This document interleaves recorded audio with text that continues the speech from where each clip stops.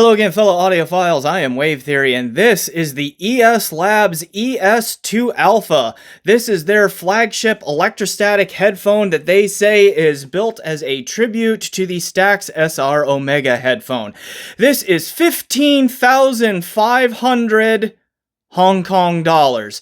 That translates to about 1,975 US dollars here at the time of filming. That may fluctuate a little bit as exchange rates change by the day, it seems. So call this roughly a 2,000 US dollar electrostatic headset. It uses the 580 volt bias that is the Stax standard. This was sent to me directly from ES Labs. They have asked nothing in return than a fair and honest evaluation.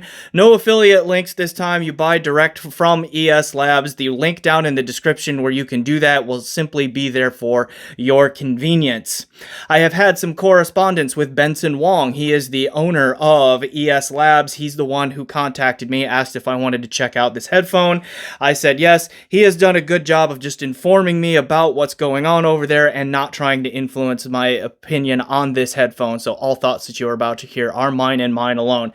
And I was pretty impressed by this. In some ways, it sounds like an E-Stat headphone, and in other ways, it does not. And so it creates a very interesting and compelling package here at $2,000 that I think is also quite competitive with other $2,000 headphones that are not electrostatic. So we will unpack all of that right on the other side of shameless self-promotion. Hi, it's me again, 14 months later and a whole foot taller. Now, since Wave Theory liked the first 10,000 subscriber play button I made him, maybe he wants a 25,000 subscriber play button. This can only happen if you subscribe, though. Now, since over 60% of the watch time comes from unsubscribed viewers, I'm going to need you to subscribe. You can also sign up for his Patreon or send him money in PayPal. Links in the description. Now, on to the video.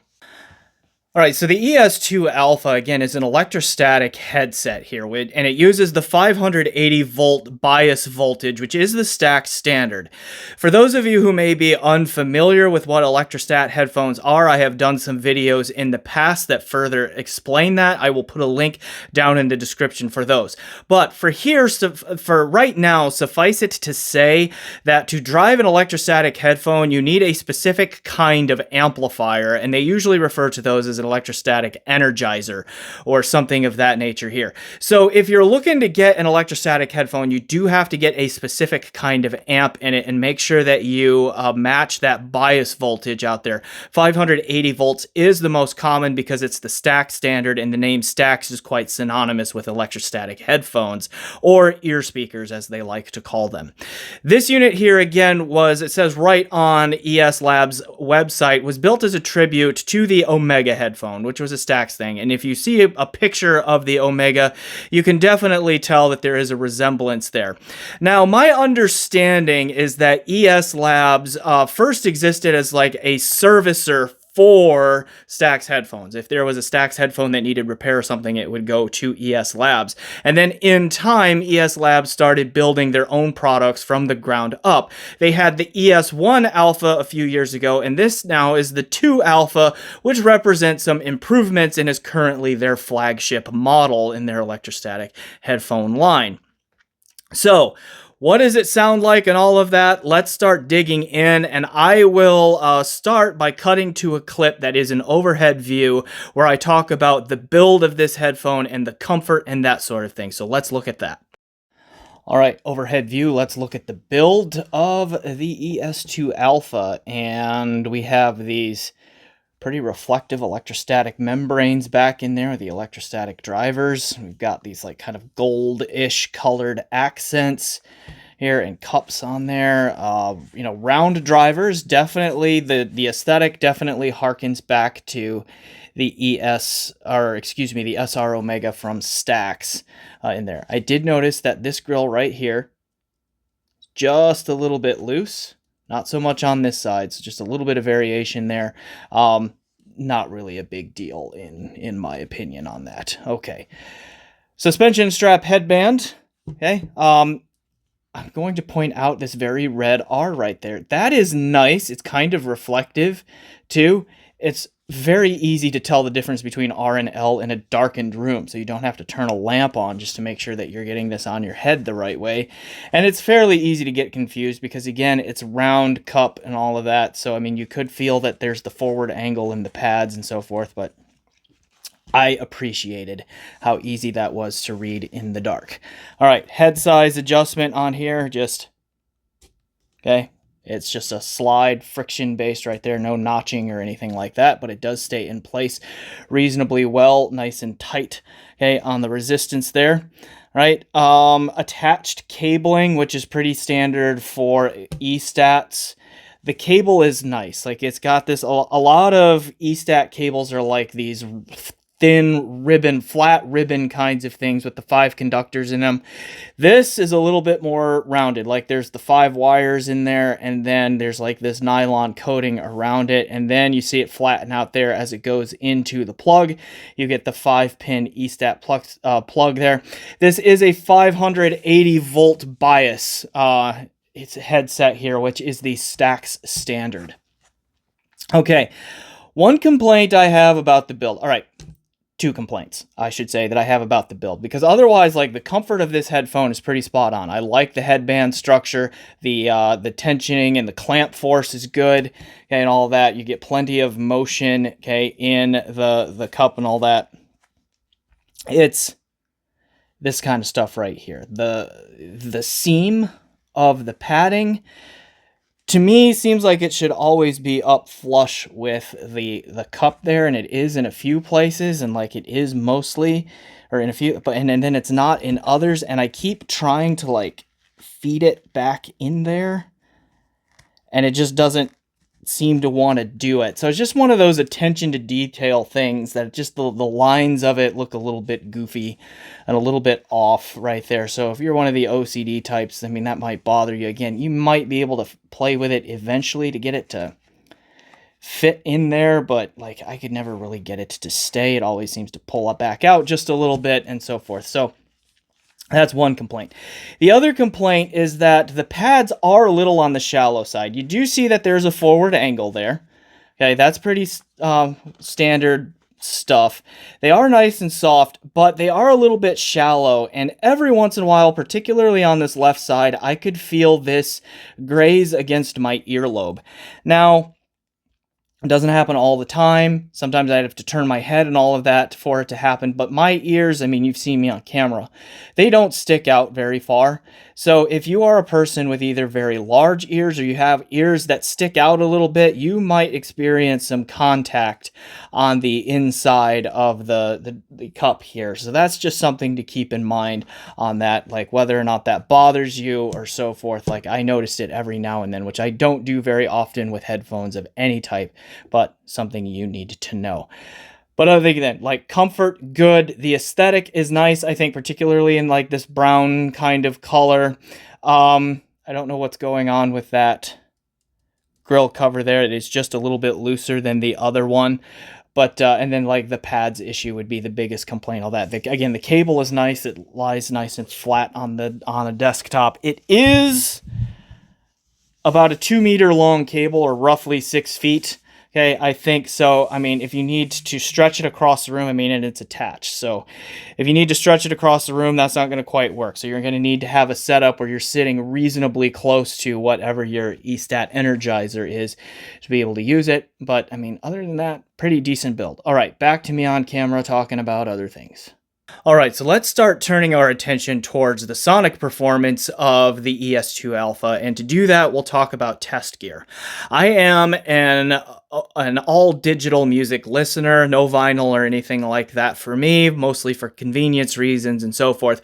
But, so all of the music that I would have listened to through this headphone would have started as either a lossless or high-res FLAC file or DSD file, played locally, or in the case of FLAC files, could also have been streamed from Qobuz. All of that through Roon. And then Roon endpoints here in my house would have included things like a Sonor Ultra Rendu streamer, a Chord 2Go plus 2U streamer, and DDC, a FIO SR11 streamer routed through a Singer SU6 DDC, okay, and so forth. The And I have two Sonor Ultra Rendus there. One of them is wired in direct USB into a Lampezator Baltic 3 DAC. The other one currently goes through a Vice Engineering INT204 DDC, which I'm working on a review for, and then via AES into a Berkeley Alpha Series 2 DAC. Both of those DACs through a switch feed my LTA Z10E amplifier, which is a combination speaker amp, traditional headphone amp, and then also electrostatic headset energizer, all in one unit right there. I don't have as many E-stat energizers around as I have headphone amplifiers for planar or dynamic driver headphones, so I don't have quite as much variety on the amplifier section as I have in a lot of my reviews, just again because it's a different type.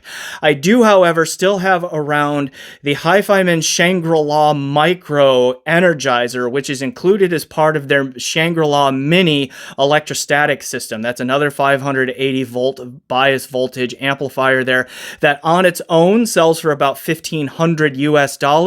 I have that around. I was able to listen to this through there, plugged into a few other DACs that I mentioned there, like that is currently on a setup where the FIO SR11 streamer and Singer SU6 DDC are routed through various DACs like the Live Harmony Micro DAC, the Shit Bifrost 2, and the Topping Centaurus, which are all in for review, and then again through a switcher into that Hi-Fi-Man energizer that I just named, just to get an idea of like how this would perform on really high-end systems with the Z10A in either Baltic or Alpha, and then again the Hi-Fi-Man energizer and those kind of more mid-fi DACs in there. Okay,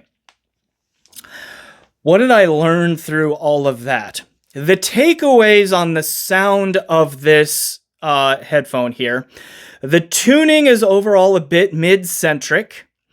Not necessarily full-on mid-range forward, although some may interpret it that way, but mid-centric. So we'll talk about what that means here just in a little bit. The presentation is a little bit more forward, but not to the level of aggressive. So we'll talk about that too. And then in many ways, it sounds like an electrostatic headset does traditionally, or like a stereotypical E-stat. And then in some other ways, it does not. All right, and then we'll wrap it up at the end. I'm going to compare it to the currently roughly $1,800 Hi-Fi-Man HE1000 SE planar magnetic headphone, again routed through the Z10E because the Z10E is nice in that in the same device I could drive these and traditional headphones. And then I also have in still the Ribbon Driver Headphone 2. This is the original variant right here. Okay, which is also right about $2,000 US, which I will compare these two as well here near the end of the video. So let's start with that tuning that I described as mid-centric. The frequency range of this headphone that is the most prominent, at least to my ears, is the mid-range. The mid-range seems like it is a little bit more forward in presence than either the bass or the treble.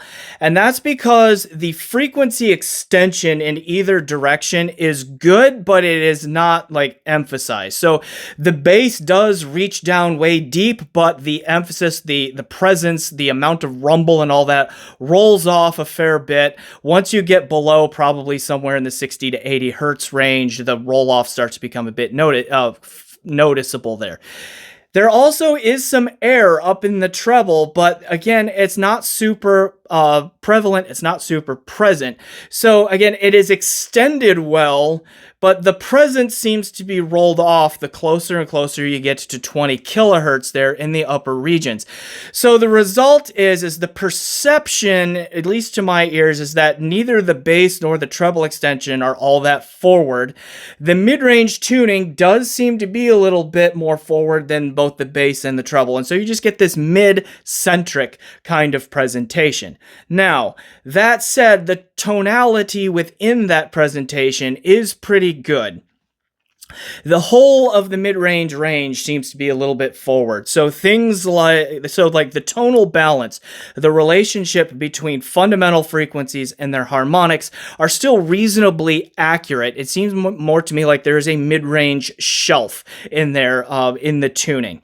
And so, for the most part, it avoids sounding shouty or honky or hollow to my ears. Now, there are some vocalists and so forth that that are kind of acid tests for things sounding shouty, honky, or hollow to me, where this headphone still wandered into that territory a little bit.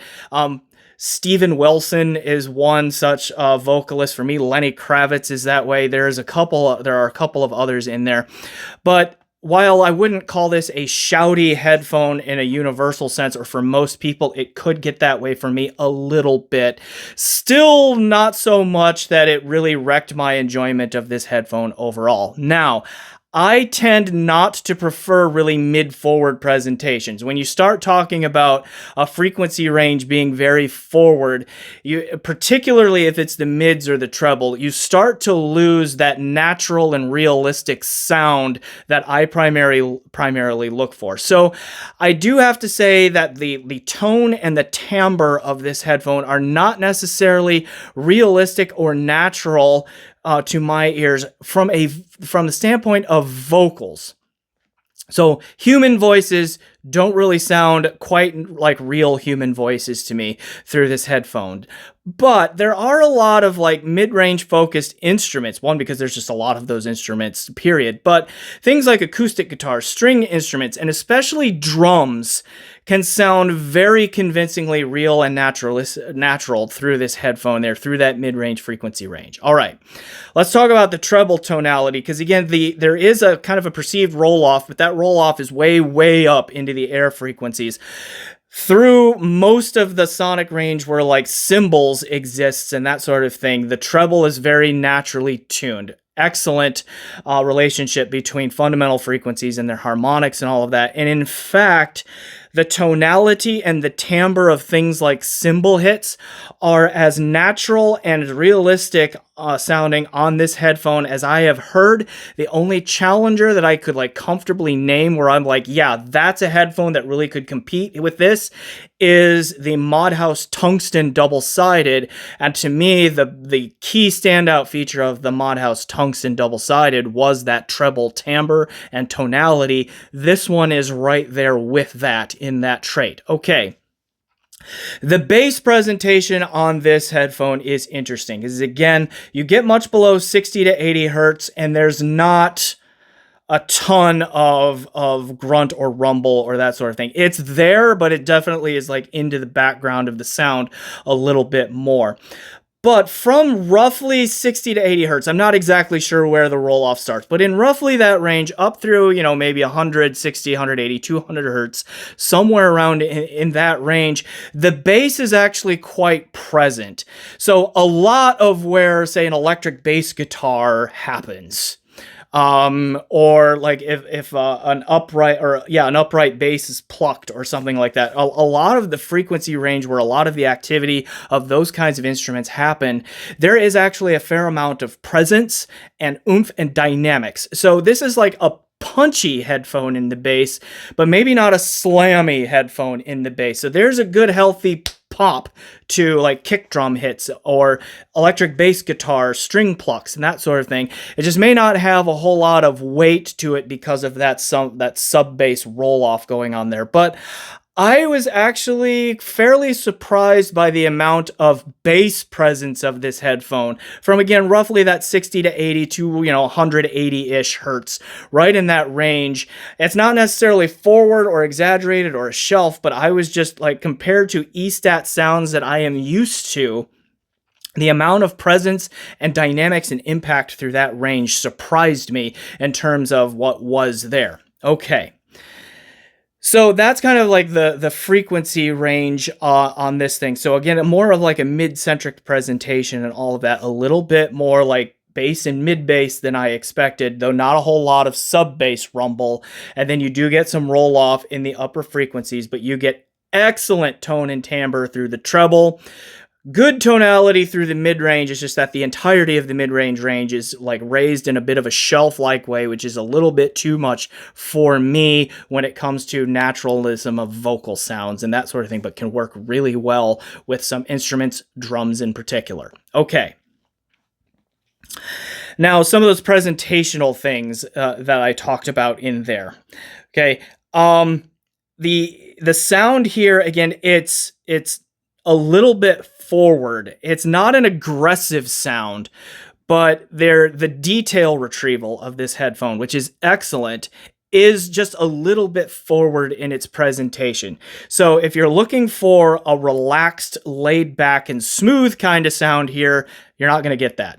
But at the same time, it is not aggressively forward either. So I never found the forwardness of the presentation to be fatiguing in its own right there like that. But it is just a little bit more on the forward side. So things like, and particularly through that mid-range, I think that like that mid-range shelf is what kind of brings this out a little bit. So things like room reverbs, or that zizzy sound of bows being dragged across strings and that sort of thing. Those kinds of sounds are a little bit more forward in the presentation, and so they catch the ear a little bit more. One of the positive consequences of that is that this headphone has a lot of clarity. It sounds very, very clear, and like every sound is given its own space. Okay. The other thing here, and like one way in which this headphone is E-stat-like, as I mentioned, that's part of the presentation here, is that it is very quick sounding. It is very quick on the attack. It sounds very dynamic. Okay, so like the leading edges of tones are very clear. They are very defined. They are very snappy. They are very immediate, okay, in their sound. One of the ways in which this headphone does avoid sounding E-stat, like traditionally or stereotypically E-stat-like, is that it's not particularly dry. The decay on tones lives just a little bit longer than I have heard from other E-stats. Like the most recent example I can name is the headset of that Hi-Fi Man Shangri-La mini system that I mentioned. That set is very dry, but there have been others like some of the Stax 009, the Stax SRX 9000, things like that tended to be a little bit drier, and that's because they are a little bit quick on the decay. Their drivers snap back into position just a little bit quicker than what like a lot of planars or dynamic drivers do and that sort of thing, which just gives it kind of a dry, sometimes a little chalky sound. This particular headset, I think, strikes a nice balance in there where you get E-stat-like attack, but a little bit more relaxed decay, a little bit more lingering decay, so it does not come across to me as dry. Now, it still may sound dry to some people. Just to me, it does not as dry as a lot of E-stats can be, or as we sometimes stereotypically expect an E-stat to be. Okay. The sound stage here is on the intimate side. It is a smaller stager. Now, some of that I think is because of that mid-range forwardness that like brings the soundstage, perceived soundstage, closer in to like closer in. It just sounds like the sounds are closer to me.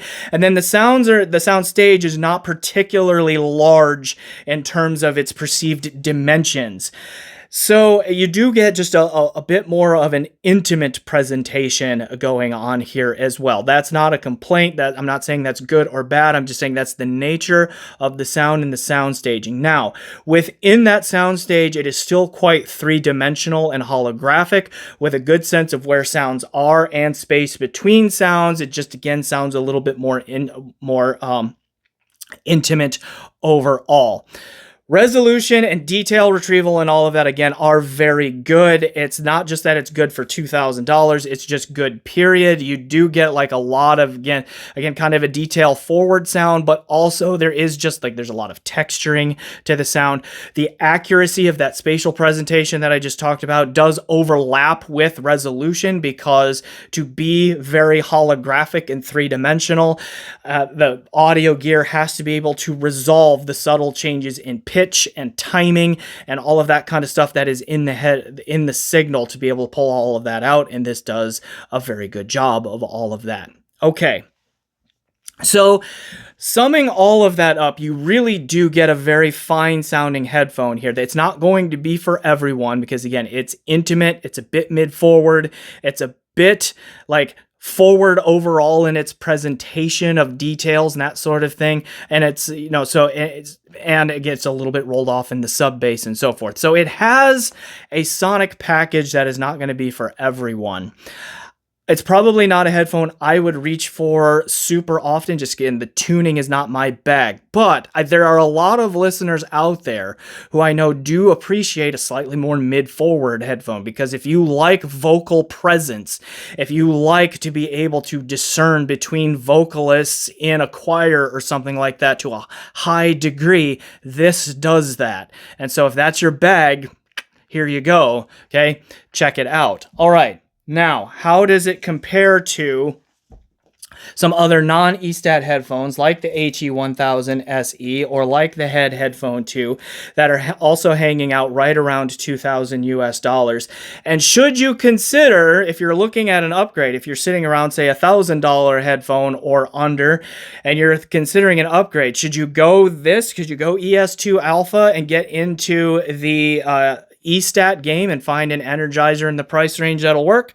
Or should you stay with the more traditional setup like these? Although you could argue the head is being a ribbon is not super traditional.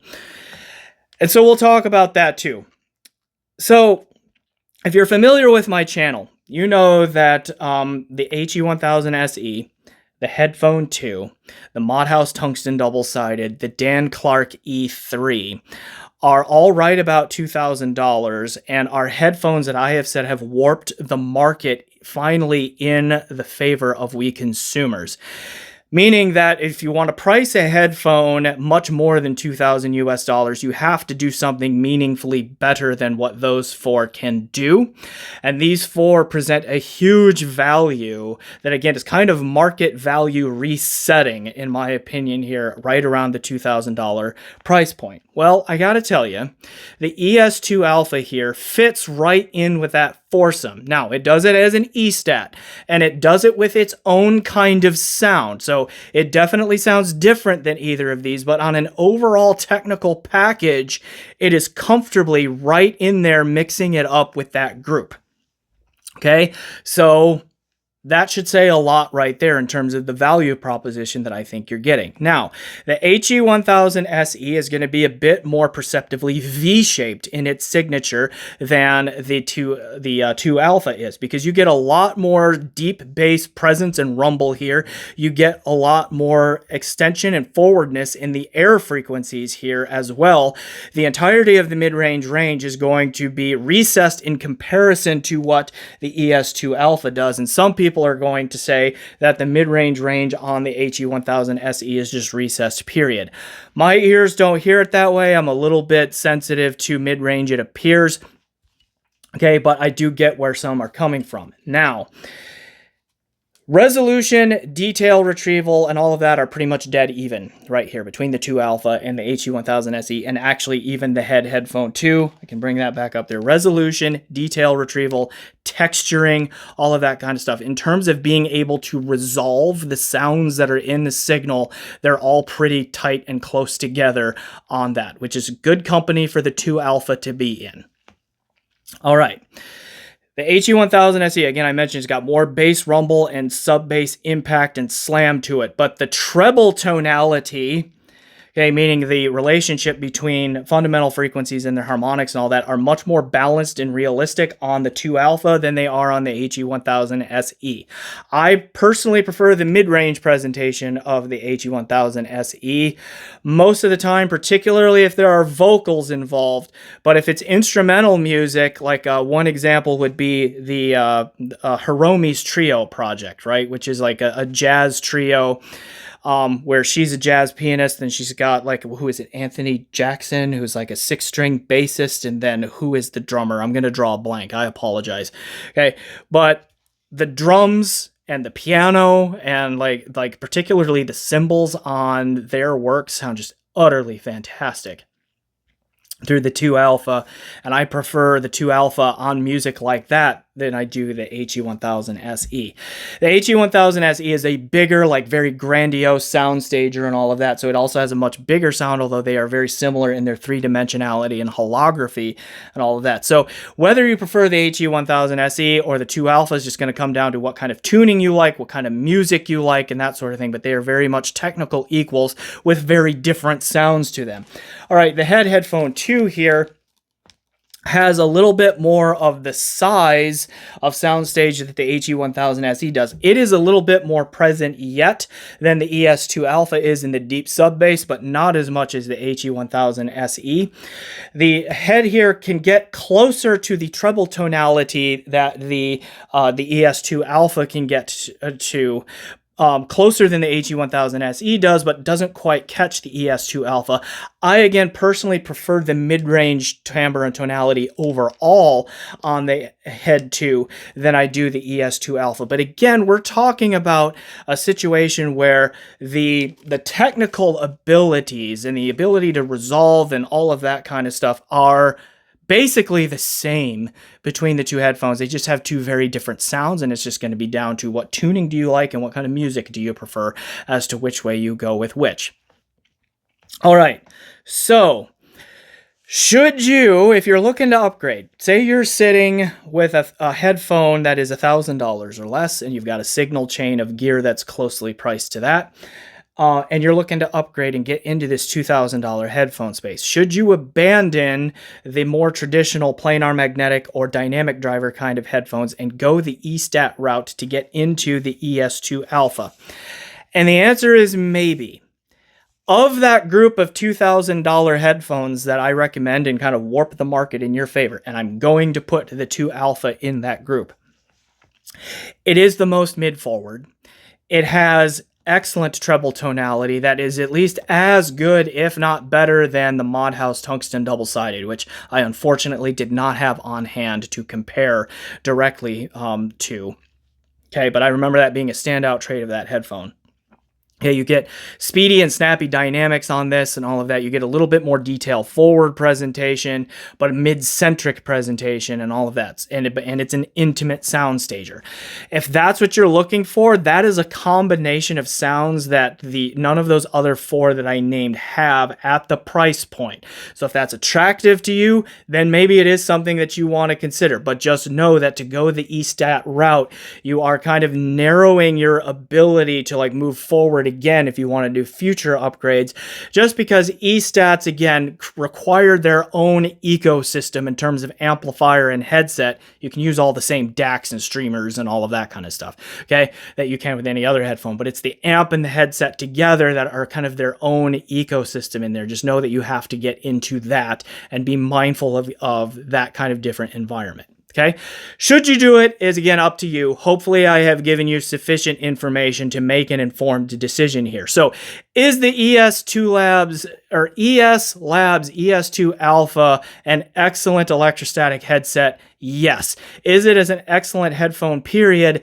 Yes. It does have a unique sound that again is a little bit mid-centric, a little bit detail forward, and a little bit intimate on the soundstage. It has some E-stat-like properties on like terms of the attack of the dynamic stuff and maybe that sub-bass roll-off, but it does have a little bit longer living decays to tones, which make it a little bit less dry than a lot of E-stats out there. So that's just a package that you're going to have to think about there.